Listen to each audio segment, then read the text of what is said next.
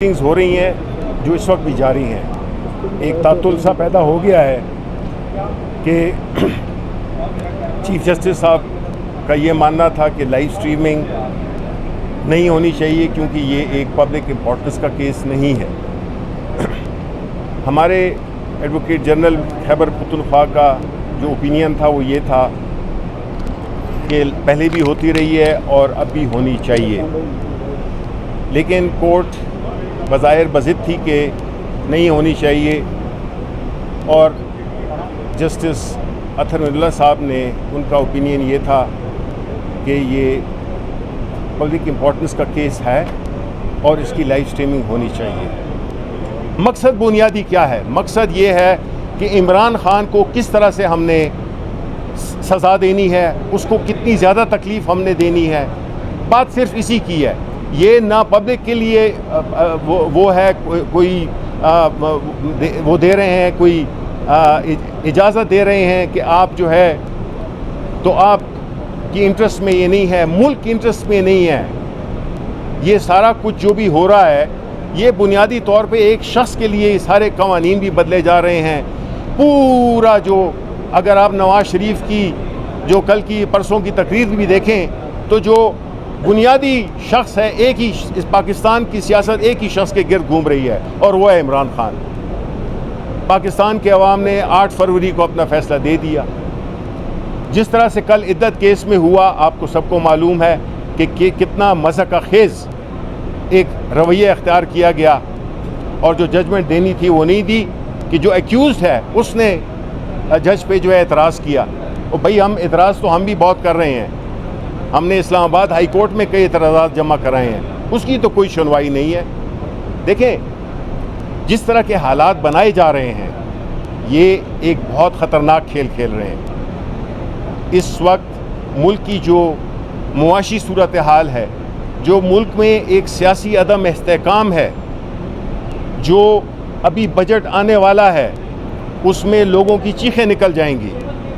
इनको कोई परवाह नहीं है क्योंकि ये तो किसी की दुबई में जायदादें हैं, किसी की लंदन में हैं, किसी की पेरिस में हैं। ये इन लोगों ने तो अपने सब कुछ बमाए अहल वयाल बाहर भेजे हुए हैं। यहाँ पे सिर्फ पाकिस्तानी और सिर्फ एक इमरान ख़ान यहाँ पे मौजूद है।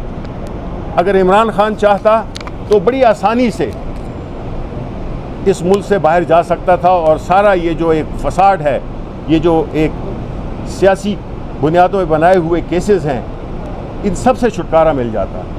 लेकिन जब आप इस धरती के हो और एक ऐसा लीडर जो कि इस मुल्क के अवाम के लिए लड़ रहा है, अगर वो जेल में बैठा हुआ है, अपनी ज़ाती कोई उसने वो नहीं किया है, वो सिर्फ पाकिस्तान की अवाम के लिए इधर बैठा हुआ है, जेल में बैठा हुआ है, लेकिन वो बिल्कुल कंप्रोमाइज़ नहीं कर रहा क्योंकि उसका कंप्रोमाइज़ पूरे पाकिस्तान को कंप्रोमाइज़, पाकिस्तान के आने वाली नस्लों को कंप्रोमाइज़ करने के मुतरादिफ होगा। हम ये समझते हैं कि जिस मुल्क में इंसाफ का बोलबाला न हो, अदालतें मुख्तलिफ़ तरीक़ों से फ़ैसले दे रही हों, मुख्तलिफ़ मायार हों, तो उस मुल्क में न तो कोई इन्वेस्ट करेगा और जो अपने मुल्क के लोग हैं वो भी यहाँ से अपने पैसे लेकर और मुल्क से बाहर चले जाएंगे। इसलिए हम ये समझते हैं कि जो कुछ भी हो रहा है वो मुल्क की मफाद को नुकसान पहुँचाया जा रहा है और सिर्फ एक शख्स को सज़ा देने के लिए, उसके उसूलों को सज़ा देने के लिए ये सब कुछ ये नाटक रचाया जा रहा है। इलेक्शन कमीशन ऑफ पाकिस्तान को आप देख लें, इलेक्शन ट्रिब्यूनल्स देख लें, इनको सूट ही नहीं करता कि ये फेयर और फ्री जजेस लगाएं, क्योंकि सारे पाकिस्तान ने देख लिया है कि जिस तरह से फॉर्म 45 से फॉर्म 47 का सफ़र था उसमें क्या हुआ। ये जो मुल्क कर्ज़े में डूबा हुआ है वो इसलिए डूबा हुआ है कि यहाँ पे जो पार्लियामेंट में लोग हैं वो अवाम के मुंतखब करदा नहीं है, उनमें से अक्सरियत ये वो लोग हैं जो कि लाए गए हैं, और जो लोग लाए जाते हैं वो सिर्फ कुछ ख़ास तबकों का और अपना वो ख्याल रखते हैं। उनको कोई मुल्क की परवाह नहीं है, उनको अवाम की परवाह नहीं है। इलेक्शन कमीशन ऑफ पाकिस्तान जिसने के अरबों रुपए लगाए हैं एक इलेक्शन को करवाने के लिए, और सितम ज़रीफ़ी देखें, जो इलेक्शन इन्होंने कराया अरबों रुपए खर्च करके, और एक वो इलेक्शन जो कि तीसरी दफ़ा पाकिस्तान तहरीक इंसाफ ने कराया और उसको वो चैलेंज कर रहे हैं कि जी आपने इलेक्शन ठीक नहीं कराया। यानी अंदाज़ा देखें, सितम ज़रीफ़ी देखें कि वो हमें कह रहे हैं कि आपने इलेक्शन ठीक नहीं कराया। ये एक्सपोज हो चुके हैं और हम पार्लियामेंट में भी और मुख्तलिफ़ कोर्ट्स में भी हम ये चीज़ें लेके जाएंगे कि जिस तरह से जजेस की नॉमिनेशंस को वो किया जा रहा है, मैनिपुलेट किया जा रहा है, जिस तरह के ऑर्डिनेंसेस के ज़रिए रिटायर्ड जजेस को लाया जा रहा है, अपने मनपसंद जजेस को ले जाया जा रहा है। क्योंकि भांडा तो फोड़ दिया था निगरान वज़ीर आज़म ने, काकड़ ने, जिसमें उसने कहा था कि आप फॉर्म 47 की हैसियत अगर आपको मालूम हो गई तो आप मुंह दिखाने के काबिल नहीं रहेंगे। तो ये तो सब तय है, अब उसमें पर्दा डालना है और उसके लिए मनपसंद लोगों को लगाना है।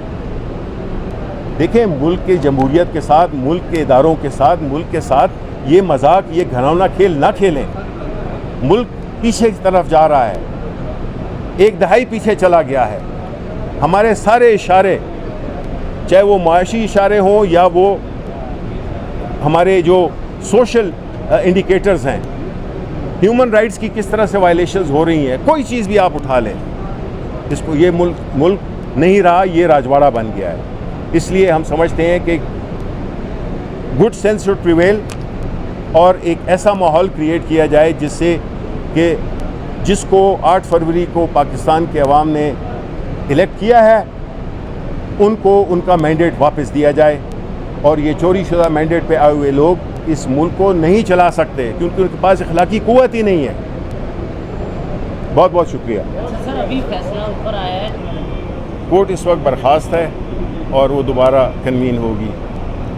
हमारा कहना ये है कि देखें, ये जो केस है नैब अमेंडमेंट्स का, ये वो केस है जिसके खान साहब, इमरान खान साहब उसके विक्टिम हो भी सकते थे, उसके बावजूद हमने चैलेंज किया।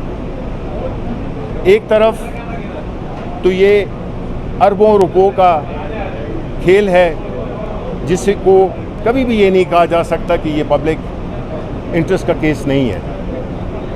यहाँ पे खान साहब को जो इजाज़त है कोर्ट्स की डिसीजंस के मुताबिक ही कि उनको पेश किया जाए और सुप्रीम कोर्ट ने उनको ये फैसिलिटी भी दी कि वो वीडियो लिंक के ज़रिए आके अपने केस का दिफा कर सकें। यहाँ पे जो मज़ाक़खेज़ बात है कि एक तरफ हुकूमत ने चैलेंज किया हुआ है इन अमेंडमेंट्स को और इसमें 14 दिन का रिमांड है और दूसरी तरफ ऑर्डिनेंसेस, इस वक्त केस चल रहा है, उन्हीं का केस चल रहा है और दूसरी तरफ ऑर्डिनेंसेस जारी किए हैं कि जिसमें कि रिमांड पीरियड को 14 दिन से बढ़ाकर 40 दिन कर दिया गया है। अब ये शो करता है, ये जाहिर करता है कि हुकूमत बिल्कुल उसको कुछ पता नहीं है। ज़ाहिर है फॉर्म 47 की हुकूमत होगी, कठपुतली हुकूमत होगी, उसको क्या पता है कि क्या हो रहा है। न उनके पास आवाम की सपोर्ट है, न उनके जहन काम कर रहे हैं और ना उनमें वो अखलाकी कुव्वत है जिससे कि वो चीज़ों को अच्छी तरह से देख सकें और इस किस्म के मुतज़ाद पोजीशंस ना लें जिसमें कि कोर्ट में वो कुछ मुकदमा दाखिल किया हुआ है और ऑर्डिनेंस के ज़रिए उसको दूसरी तरफ ले जा रहे हैं।